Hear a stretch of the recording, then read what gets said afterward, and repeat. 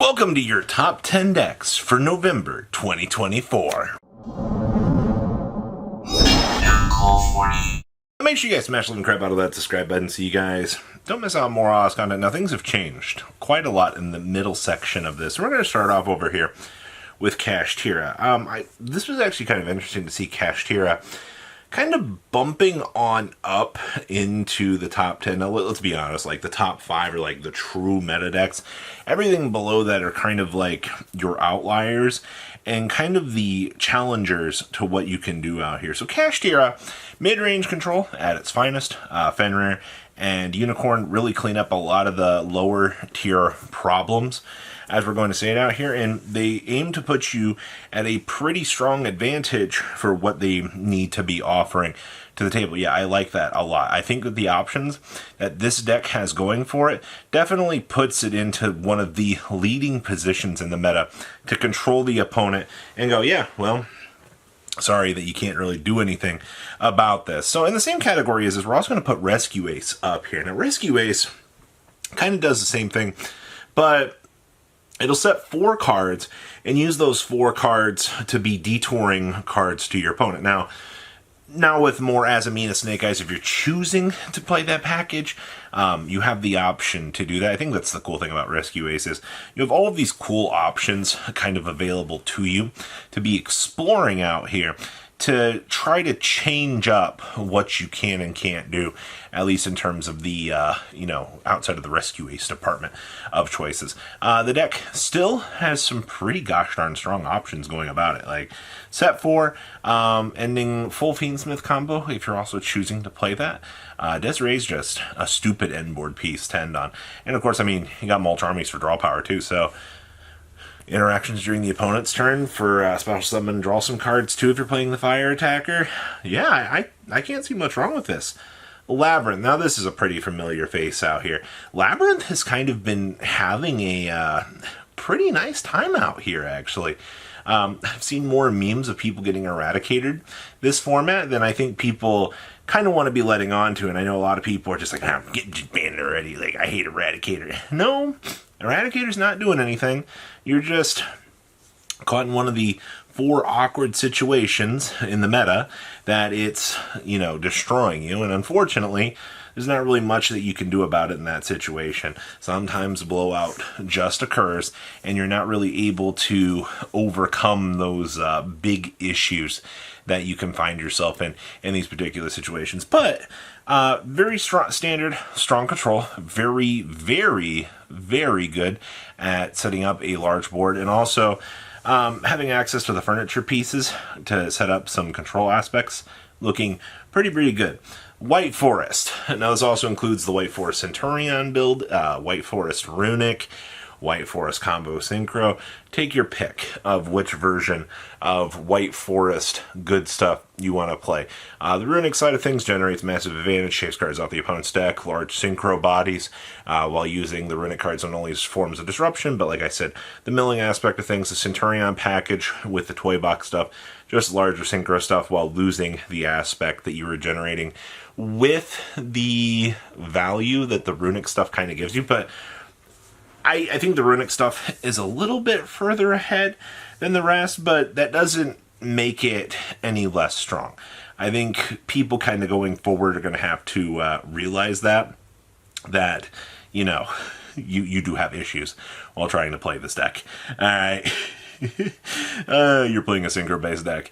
Yeah, I love getting deburied. Well, it do in fact be like that sometimes. Memento. So this is the, I almost want to say this is the combo regurgitation pile next to Snake Eyes, because you just kind of throw your starter on the table and you start going, wee, fill up the graveyard. We got to get down all the memento cards that we can to get to our boss monster so we can make it look like we played the game. Now with the Goblin Biker spell card giving you more immediate access to things.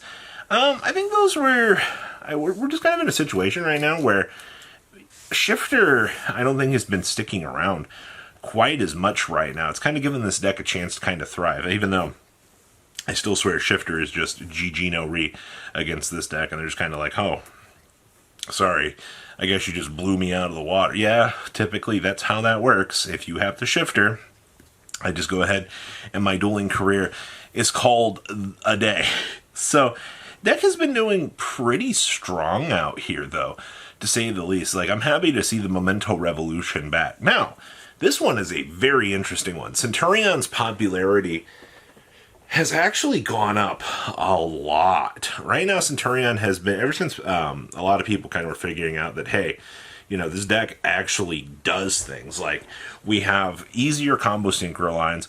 You know, you're putting very strong level 12s on the field. It's how many Cosmic Blazars can we throw at our opponent that our opponent's kind of forced to look at us and go, huh, that's actually a pretty big problem that I have to deal with this right now. And if I can't, well, I just kind of lose the game. Like, that's how it works. It's how many level 12s can Centurion start to plow out here.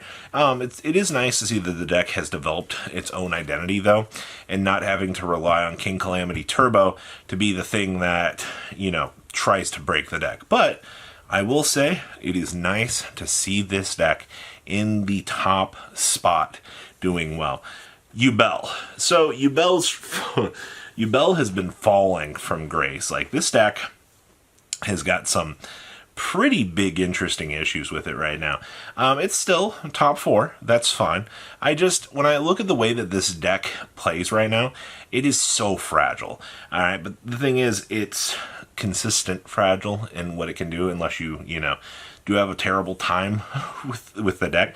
But Yubel sets up big boards, Varudis, the final turd of the end of times, and then you rely on some of the other good cards to kind of just flush out the fields so that you can kind of do your thing. But outside of that, deck is very, very susceptible right now. Phantom doesn't really feel like a strong card, and any real form of interruption or two just kind of nail coffins it. But the deck also really hates the Mulch Armies, which is kind of funny, actually, because giving your opponent 2 to 3 resources shouldn't seem that bad, but it is. Tempai. Arguably, this deck is very, very strong right now. Tempai's explosive OTK that this deck has going for it is actually kind of nuts. I don't think a lot of people are prepared for this still to this day. How are you not prepared for Tempai? I don't know. But I look at this and I'm like, just the gas that this deck has going for it. The way that it pressures its opponents into making bad decisions. And yeah, losing Sungan Summoning was a big consistency hit. Oh yeah, that was a big one. It was enough to kind of put this deck back into what I would say was the Stone Age phase for it. Not really. Oh, summon, synchro, yay. No response. You're dead? Okay. Yubba yubba. That's exactly how it feels to play Tempai. Hi, Tempai main here. If you want an easy deck to play Tempai. Just turn your brain off and go unga bunga. Snake Eyes. So this is kind of interesting. Snake Eyes has actually been lacking numbers. Actually, Tempai's representation, Snake Eyes representation was actually below Snake Eyes in terms of numbers, which is kind of interesting to think about. But I still think Snake Eyes is a better deck than Tempai. You have an Omni Negate you can set up. You have, sure, you've lost a lot of your consistency throughout, the last year or so here. Thank you, Banlist, for just gradually shaving down the numbers on this deck, allowing players to actually compete against it. But the pure version is the version that just has so much power going for it right now. Like, it's actually kind of crazy to be thinking about. Yes, I think you should be looking at Snake Eye as a variant of being a very real deck that you need to think about. Now, Snake Eyes is your number 1 variation out here. Fire King had, 4 slots over Snake Eyes. But both versions are still doing the Snake Eyes version of the combo. It's just you want to play Kirin's and, Garunix and Ukalanix and friends instead of, more of the standard staple stuff. Either decision is fine. Both decks will get you places. You just have different variations of sub-combo. Actually putting Fire King above the regular Snake Eyes build, which is pretty cool in terms of that. So that makes Fire King, I guess, technically the best deck by numbers right now. So what do you guys think? Please leave a comment down below. Tell me what you guys think. I'll see your beautiful faces back here in day, guys. Peace. Patrons, thank you.